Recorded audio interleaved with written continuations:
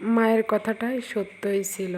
মা বলতো, যখন তোরা বড় হবি, তোদের ছেলেমেয়ে হবে, তখন বুঝতে পারবি মায়ের যে কত কষ্ট হয় তোদের জন্য।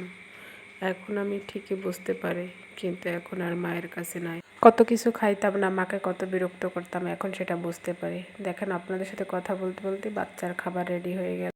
আমার মতন মনে হয় প্রতিটা মাই এরকম বাচ্চাদের খাবার নিয়ে খুবই চিন্তিত থাকে। কারণ বাচ্চাকে কি খাবো, কি করাবো, এটা নিয়ে আমাদের একটা বড় একটা টেনশন। আসলে লুডুস রান্না শেষ করলাম, এখন আমাদের জন্য ছোলা রান্না করবো। এই জন্য ওর জন্য আলাদাভাবে রান্না করতে হবে, কারণ ও তো ঝাল মশলা খাবে না।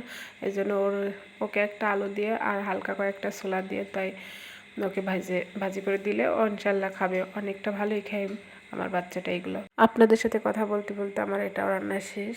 এখন আমি এটাকে নামিয়ে নিয়ে আবার আমাদের খাবার রেডি করতে হবে। আসলে সকালবেলা মানে প্রতিটা মায়েরদের মনে এরকম রুটিন, যেমন আমিও করি। এখানে হচ্ছে আমাদের জন্য হালকাভাবে মশলা দিয়ে আমাদের একটু হালকা ভুনা করে তারপরে নামাই নেব।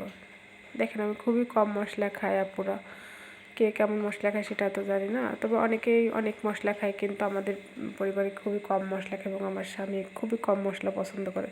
তারপর এখানে একটু পেঁয়াজ, মরিচের গুঁড়ো, হলুদ, লবণ, আদা, রসুন এগুলো বাইটে দেওয়ার চেষ্টা করছি, আর এমনি সবগুলো কাইটে দেওয়ার চেষ্টা করছি। এখানে একটা আলু মিক্স করে নিয়ে তাই সব দিয়ে দিচ্ছি, যাতে একটু ঘন টাইপের হয়। আর এটা খাইতেও অনেক স্বাদ হয়েছিল সকালবেলা। আলহামদুলিল্লাহ, এখন মোটামুটি অনেক কিছুই রান্নাবান্না করতে পারি। একটা সময় ছিল যে কিছুই রান্না করতে পারতাম না, কত মানুষের না জানি কত কথা শুনেছি, কিন্তু এখন মোটামুটি আপনাদের দোয়া মাশাআল্লাহ অনেকটাই ভালো রান্নাবান্না করতে পারি। অবশ্যই আপনারা দোয়া করবেন। যারা ভিডিওটা শেষ পর্যন্ত দেখছেন তাদেরকে অসংখ্য ধন্যবাদ। আর রান্নাটা কেমন হলো আপুরা, যারা যারা ভিডিওটা শেষ পর্যন্ত দেখছেন অবশ্যই কমেন্ট করে জানাবেন। আপনাদের সাথে গল্প করতে করতে আমার এটা রান্নাও শেষ। আসসালামু আলাইকুম। সব আপুরা ভালো থাকবেন এবং সুস্থ থাকবেন। নেক্সট ভিডিওতে আবার